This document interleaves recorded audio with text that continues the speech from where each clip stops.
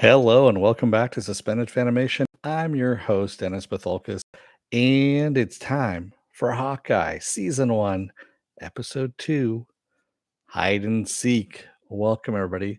Let me take care of some business first and we'll get down to it. If you like what you see here, like, share, and subscribe. If you're still on the fence about subscribing, take a look at the video that pops up at the very end here. YouTube takes the algorithms of all the stuff you've been watching and tries to match it as best as possible to one of the videos my vast video library pops up there just for you. And if you like what you see there, hit that subscribe button down below there. Also, if you can, hit that like button and the share button as well. And if you don't want to be notified, best thing to do is hit that bell down below. It's a 100% chance that YouTube won't notify you when I come on live. So best thing to do is go over to suspendedfanimation.com. Take a look at the schedule I put up there. I change it out every week. Also have all the links to my social media on there and all the links to my pages like this one here on YouTube. I guess now it's called Meta, my Meta page, and the Meta group page where you guys can post stuff and chat amongst yourselves. So let's get to it, shall we? Spoiler alert, I am going to spoil the episode. If you have not seen the episode, go and watch it. Come on back. This will be a video. You can comment down below in the comment section. Okay. Yes. Giving you enough time to hit pause and all that stuff. And also, there we go. All right. So, the tracksuit mafia, of course, burns Kate's place, and they have to leave the suit behind. There's sprinklers, of course, that go off in there, and the cops are coming, all that kind of stuff. So they need to get away. So Kate takes Hawkeye over to her aunt's place, who is down in Florida for a couple of months. So she breaks in, of course, because she's good at doing that. And Hawkeye tells her to stay there, is what he says. So he's going to go back and get the suit. So he goes back, poses as a fireman, goes inside, sees that the suit is gone, but he sees a little sticker in the window of the fire cab there, and it says New York City LARPers. Now, for those of you who don't know what LARPers are, it's kind of like live action D&D, Dungeons and Dragons. So, yeah, people dress up in character. They fight with foam swords. They hurl literally tinfoil balls as, potions, magic potions, all that kind of stuff. I've never done it. I've seen videos of it. So, no, and seriously, I haven't done it. So, Clint comes back, of course, to the apartment to see how things are going. And you can see the dad and him kind of kicks in. He's like, "You haven't cleaned the wound right," and he, does all of that, and of course checks in with the kids because he sent the kids back home to the to his wife, and just making sure everything's going okay and everything like that. And his wife, of course, is concerned, but she understands that he needs to take care of the Ronin shit. He's obviously told her everything about what he did, as a Ronin, which is probably a lot of shit. So, yeah. So the next day, of course, he goes over to Central Park and ends up going into the LARPering camp and finds, well, actually, he sees online on Instagram the firefighter who actually took the costume because he looks up New York City LARPers. And of course, one of the firefighters is a LARPer and is wearing the Ronin costume. He's like, shit. Because, of course, if he's seen it, some of the tracksuit mafia most likely have, and so have other underworld figures. So he needs to go get the suit back. So of course he goes over to the New York City LARPers there, and before he can go in, he stopped and said that if he goes in there, it's mostly cops and firefighters that are in there, and if he makes a scene, it's going to get ugly. So he has to go in as a LARPer, and yeah.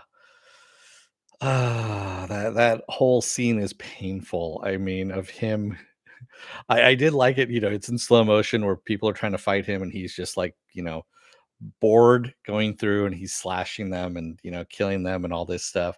And he finally gets to the LARPer who recognizes him as Hawkeye, and he's like, "I need the suit back."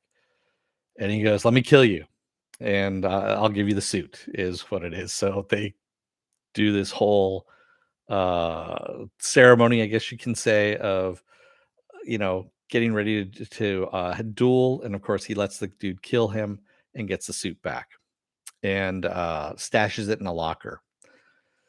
But at this point, the tracksuit mafia are still after, Kate at this point. And Kate, in the meantime, uh, has gone on to, she's kind of pushing to see what Jack knows about the death of Armand the third. And she gets invited to dinner and goes to dinner, of course, so that Jack is cooking and ends up in this impromptu fencing match because she sees that he likes swords a lot and all this kind of stuff, and basically tricks him into revealing that he's actually a really good sword fighter. And oh, and by the way, when she in the first episode, when she actually went to Armand's house, she saw that he had monogrammed butterscotch, Armand the Third butterscotch in his place. So when he reveals that he actually can fight a bit better in front of her mother, by the way, too. He takes off his stuff and he's like, "Yeah, we're done here," or whatever. Not in a huff or anything. He just her mother actually is against them fighting, of course. And he offers her butterscotch, and of course, it's one of the Armand, butterscotches, and he does it purposely to let her know that yes, I know that you're on to me, and yeah, and she's like, I gotta go. And so she leaves. In the meantime, Hawkeye is like, you know what? I gotta find out a little bit more about the underworld and who is after Kate. And so he decides to let the tracksuit mafia capture him. And yeah, he basically calls them up and goes back to the pizza shop where Kate lives and gets captured by the tracksuit mafia. And Kate, being, that she works for her mom's security company, tracks his phone. And as he's sitting there tied up, as Hawkeye is sitting there tied up with the comical tracksuit mafia Russian guys, interrogating him. And he's, "Can I just speak to your boss? I want to speak to the manager in charge," kind of thing. You hear Kate Bishop running on the roof, and they just want Kate Bishop, is really what they want. And she crashes through the skylight in front of them all and gets captured as well. And as they're sitting there duct taped to children's rides, like the little coin operated rides, we see the boss is in a room listening to really loud music, and she's actually feeling the bass and everything. And we see that this is no great surprise, by the way. We've already seen promotional material, so I'm not giving anything away. That is actually Maya Lopez, is the character's name, who is also known as Echo. And Echo, we already know, is getting her own spin-off series off of Hawkeye here. So we are going to be having another character introduced here. Well, she hasn't been introduced by name in this episode, but we already know who she is. So, and for those of you also playing at home, Echo in the comics is actually tied to the Kingpin. So I'm wondering if we're going to see Vincent D'Onofrio's Kingpin in this as well. There have been rumors about him coming back, and I'm hoping this is the case. This would be a great opportunity to bring Kingpin in and reintroduce him into the Marvel Cinematic Universe, and have Vincent D'Onofrio, who did a great job as Kingpin, bringing him into this series so he can come into the MCU proper. So, Raymond says the actor who plays Jack is super scary on Better Call Saul. Okay, I didn't know that's what he was in. Tony Dalton is his name. Yes. So, and I kind of find it funny. So Linda Cardinelli is, of course, plays Hawkeye's wife.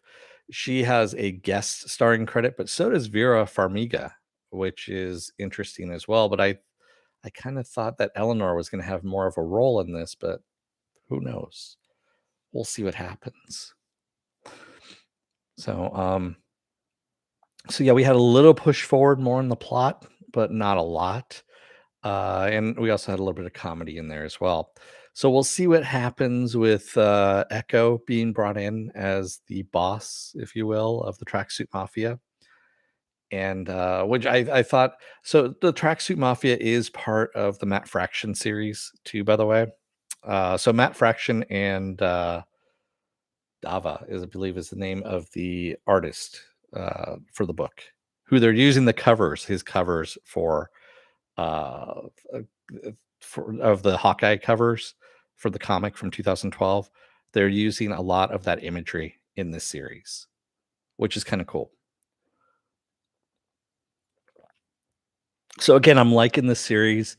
Again, like I said, it's more grounded, down to earth. It is the street level version of Marvel, and the comics do this quite a bit as well. So you have cosmic comics and cosmic, series, if you will, and you have street level ones as well. And they both have their place in Marvel.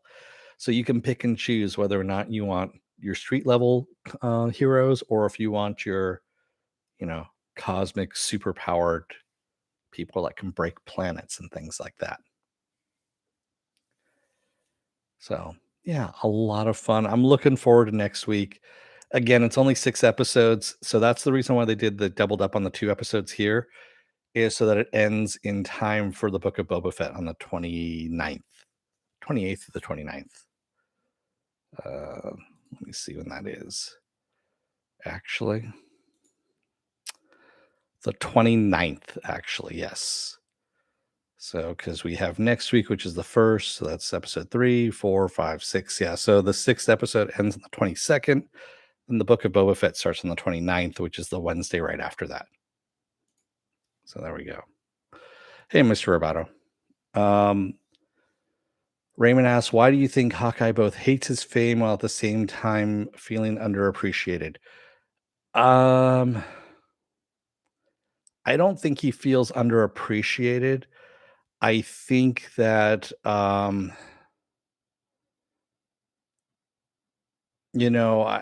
think what it is he feels ashamed as to what he's done as Ronin and doesn't feel like he deserves the accolades, is what it is, because what he did as a hero kind of got negated by what he did as Ronin.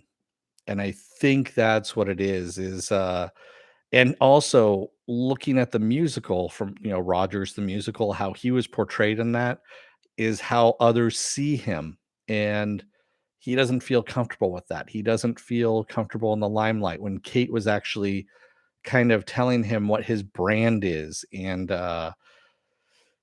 he was like, "Oh, yeah," he goes, "I'm not trying to sell anything. I don't wanna sell anything," and that's the whole thing. He just kinda wants to be left alone. He wants to be left with his kids and his wife. He wants to be with his family, and, he feels uncomfortable with the stardom that comes with, or the fame, if you will, of saving, New York, but at the same time, he's killed a shit ton of underworld people at the same time. So, yeah. I mean, you have it balanced out at this point. He feels guilty is really what it is. I mean, because no one knows who Ronan is. He does. He knows exactly what he did, and he's trying to bury that part of his past, and, he can't. I mean, he needs to own it and say, "You know what? Uh, this is what I've done. I've done this. I need to atone for it, or whatever it is that he's going to do at this point, and yeah, own up to it." So yeah. Mr. Roboto says Hawkeye is always working from the shadows. Not necessarily. He's an agent of shield as well, so he is a secret agent. Is really what he is. So exactly, CBM. There's a lot of survivor's guilt on his end because of Nat.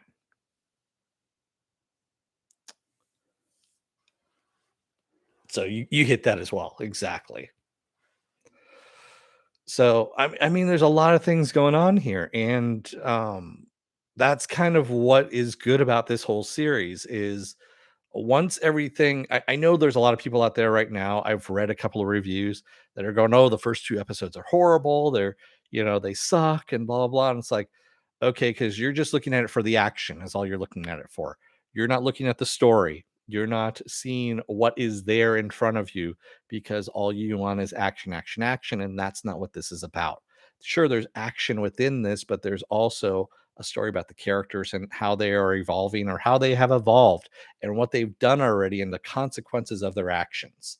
So that is what this story is about. And it's going to be the same thing with Kate. The consequences of her actions within this series is going to set her up as to what kind of hero she's going to be. So yeah.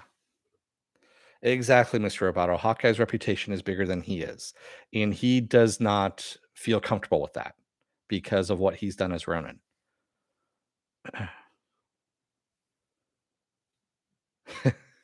Yeah. I agree with you, Raymond. Yeah. Yeah. Nets move. That was a good thing. Well, yeah, it does make it harder to blend into the background, but it also makes it harder for him to accept being a hero. And, like the whole thing where, they comp his food at the Chinese restaurant that he goes to. And, he feels guilty about that. He really does. So yeah, yeah. So that's what's good about this series, and I'm digging this, and the storyline's really good. I do know what happens to Echo in the comics, and I'm fairly sure this is what's going to happen in the MCU, but I'm not gonna say anything about it because we'll wait and see how it plays out. And honestly, how the MCU plays out versus the comics are a different entity altogether, so everything is gonna change. If it comes out that way, I'll mention it, so but right now, we're just gonna play it as it is, as the ball lies on the field. So, with that said, I'm gonna let you guys go again, but I'm gonna be back at 6:15 PM for Is It Worth My Time? Hit Monkey, Hulu's Hit Monkey. Raymond says also he might be going through a midlife crisis with his hearing loss, feeling more. Yeah, exactly. You saw that his son, Nate, is already learning sign language for him. So, yeah. Ah, CBM says Haley's character wasn't blipped, right? I feel like we have to ask that for new. Yeah, she wasn't blipped because she is of age, so she did not blip out. You are correct, sir. All right. So with that said, I'm gonna let you guys go for a little bit, at least until 6:15 p.m. How about we'll do that? Yeah, that should give me enough time to set everything in motion. I'm gonna be back at 6:15 for Is It Worth My Time? Marvel's Hit Monkey on Hulu. That's where we're gonna go for. So until then, don't let the door hit your ass on the way out. Otherwise, you may get you know, abducted by the tracksuit mafia, comic as they are. And yeah, it's honestly it's not a bad thing. Thanks everybody, especially those who joined me today in the chat and you out there out in the audience. If you're watching for the first time, if you're still on the fence about subscribing, take a look at the video that pops up at the very end here. If you like what you see there, hit that subscribe button down below there. And if you can, hit that like button, the share button as well. Also, if you don't want to be notified, best thing to do is hit that bell down below. It's a 100% chance that YouTube won't notify you. And best thing you should do is go over to suspendedfanimation.com. Take a look at the schedule up there. I change it out every week. Also have the links on my social media up there and all the links to my pages up there as well. All right. So thank you everybody. I will see you again at 6:15 p.m. Until then, don't wear those masks, get those vaccine shots, get those flu shots as well, and stay safe out there. I'll see you in a little bit. Take care and don't go too far. Thanks, everyone.